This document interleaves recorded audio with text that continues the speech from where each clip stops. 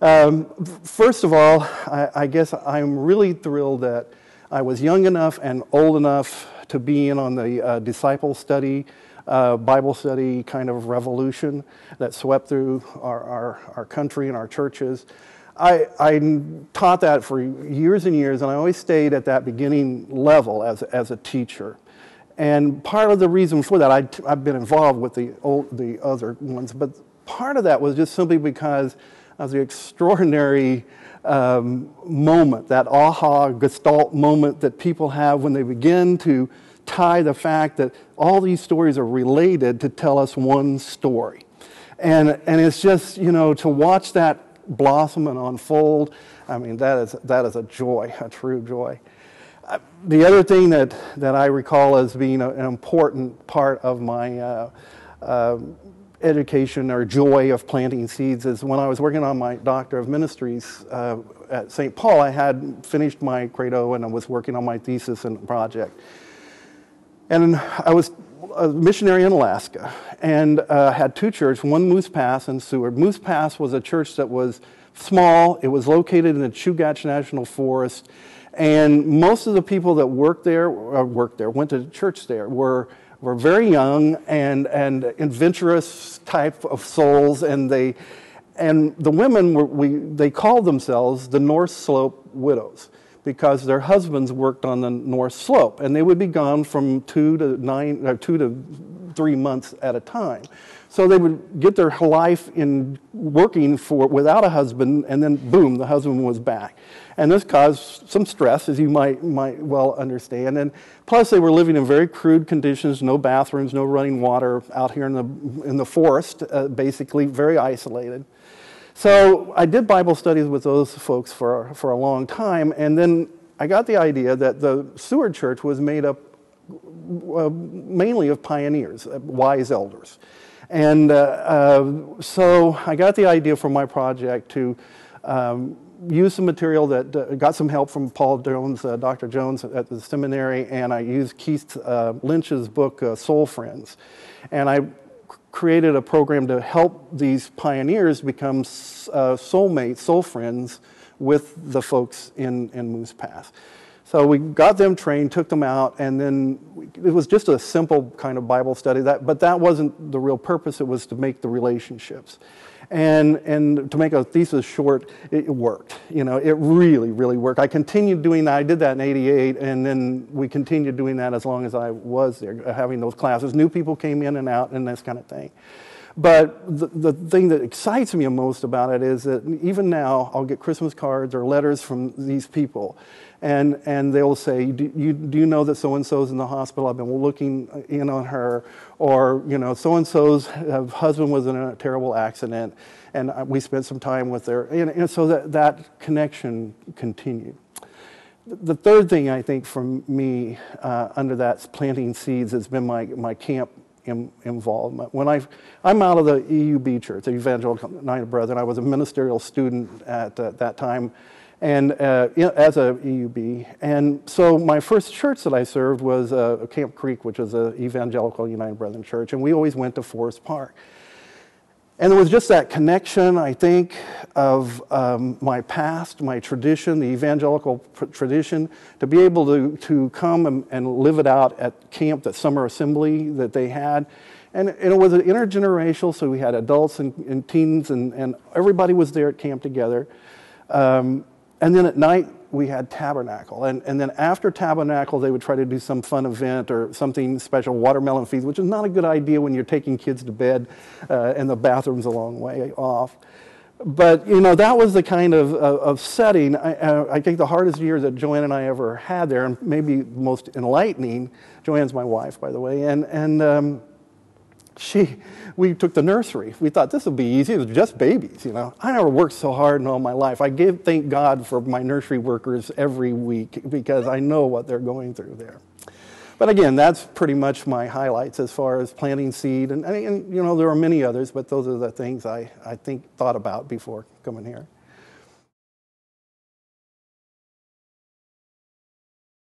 I think sometimes the connection is easier to talk about than it is to achieve. But if anybody's done it, I think United Methodist Church has really developed that. I tell people all the time, I don't know if I could go to church if there wasn't a Methodist church. I mean, I'm just so attuned to this lifestyle and the theology that we're able to. But my first time that I really experienced the connection, and I'm not just sure if this is exactly the connection we're talking about, but it was at my ordination, and I was up ready to kneel before the Bishop Dixon, and when my first time that I ever went to an annual conference was the summer before I started seminary. I wasn't one of those people who grew up in youth group and camp and all that kind of stuff. I just sort of, boom, fell into it. But anyhow, I saw the ordination service, and one of the things that I noticed was, that there were three men that stood behind the new pastor, the new ordination person, and they were putting their hands on them. And so I asked about that, and they said, well, you choose these. This is the passing down of the apostolic succession. This is where you receive the blessing from people who are already there and are already elders. And so immediately I knew exactly who I wanted to, and I thought, well, now all I got to do is go through seminary and go through ordination. But it happened, and I was there and waiting for the bishop to come by. And the three men that were around me, Paul had Dwight Ducerre, who was my senior pastor when I was a youth pastor in Leavenworth, and Paul Hatton, Leon Hayen. They were both EUB ministers who had been my high school and college ministers. And so they'd moved up and put their hands on. And then Ray Grant, who was my district superintendent, came up also. But when he did, all the people that were just watching us were standing in a line kind of over here. And he reached back and took Joanne, my wife, by the hand and brought her up. And he said, put your hand on mine. And she did. And he says, now you're a part of the connection.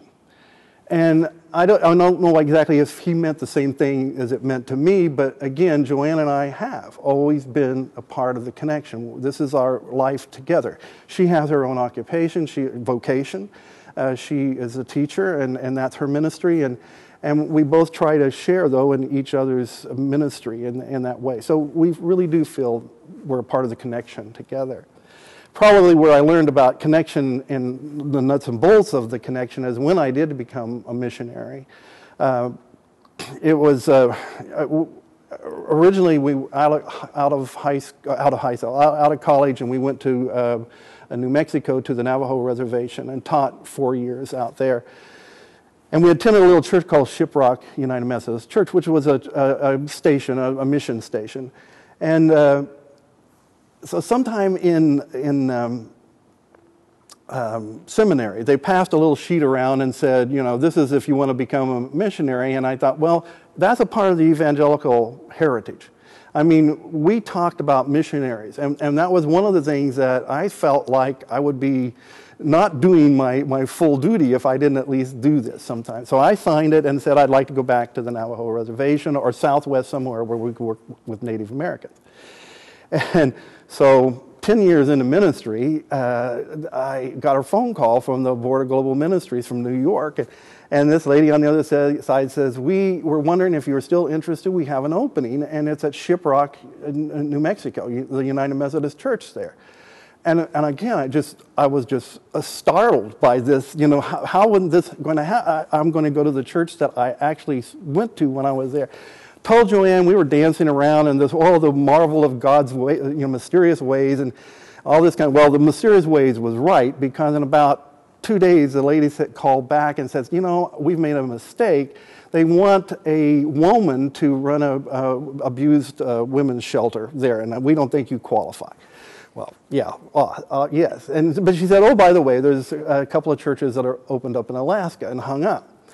And the long and short of it, we went to Alaska. And by working with the people in New York, the God Box, we call it, there on Riverside Drive, that and working, being lent out. A missionary conference like Alaska can't ordain its own ministers, which was funny because my job while I was there was I was the chairperson of the Board of Ordained Ministries. And I thought, oh, this is going to be a real easy job. We don't ordain ministers, but it turned out to be a lot harder job than I thought it was going to be. Anyhow, to work with that, Bishop Hicks had to okay that, I was like a library book. They loaned me out for his exact tenure as the Bishop of Kansas, by the way. But I went to Alaska. Then, while there, going through all the learning so much about what apportionments really do. And one of the things that is so hard, I've served churches that are so negative about apportionments and about this pain and it's just so important to the connection. But it's more than that. It's not just you're like, I think they associate it with taxes or something like that. Who wants to pay taxes, especially in Kansas? But it was more than that. It was missionaries, and it was people getting fed, and I mean, it's just incredible what that apportionment is. But we began to feel that in a real way. We were working because of the apportionment, because of the World Service, and Highland Park here in Kansas. I became their minister, or their missionary out in the field, and they supported our ministry. And just things like that. And I come back on furlough and again try to explain, what it is that apportionment does, how important it is. But again, it's still, there's a negativeness there that you just can't quite get over. But and the other thing about that experience was I learned so much about the women's division. I was pastor at Moose Pass and Seward, but I was also their chaplain for the Wesley Rehabilitation and Care Center, which was owned by the women's division of the church, the United Methodist Women's Division. And again, so I got to go to a lot of their meetings and realized what an impact they've made in the world. I mean, half of the things that were going on in Seward were somehow or another touched by their ministry and their outreach.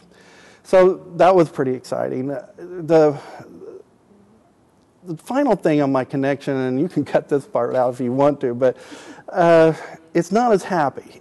But yet I think it's important because I was serving a church and we had one of those difficult situations. I mean, it was one of the worst kind of situations that a pastor and a church can have. And somewhere in back of my safe and sacred training, I remembered that you were supposed to do certain things, and I did them, not to handle it by yourself and not to try to cover it up or anything. So I called my district superintendent, and extremely surprised at how excited he was about it. But he called the consultant, the conference consultant. Within a few hours, she was at the church, but at the same time, she had called the chancellor, who was also a part of the connectional system. She in the process had me call to the social workers and get a medical investigation going and this kind of stuff. And again, and without that connectional system, if I would have just left out there on my own, I wouldn't have known to do all those things. And yet, I mean, this is not a happy time, but because we had advocates for both persons who were involved, we had people there for the church, and because right after this, about the same thing happened, a little different. We had back-to-back situations like this. The church was just in meltdown, and the conference came in and said, we're going to try to help. We'll have special meetings. We'll do some healing things, and it wasn't. You can't get through something like that but I think that the conference did everything it could to bring God into that situation, and I really do appreciate the work that was done there.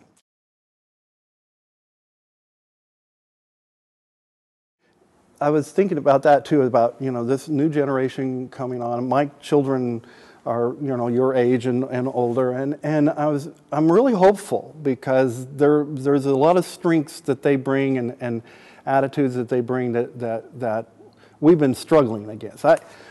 Maybe if I started just by saying that my father was a brakeman on a Katy railroad, and the brakeman is a part of the railroad crew, the train crew that pretty much maintains the railroad cars while they're on the track and moving down the thing.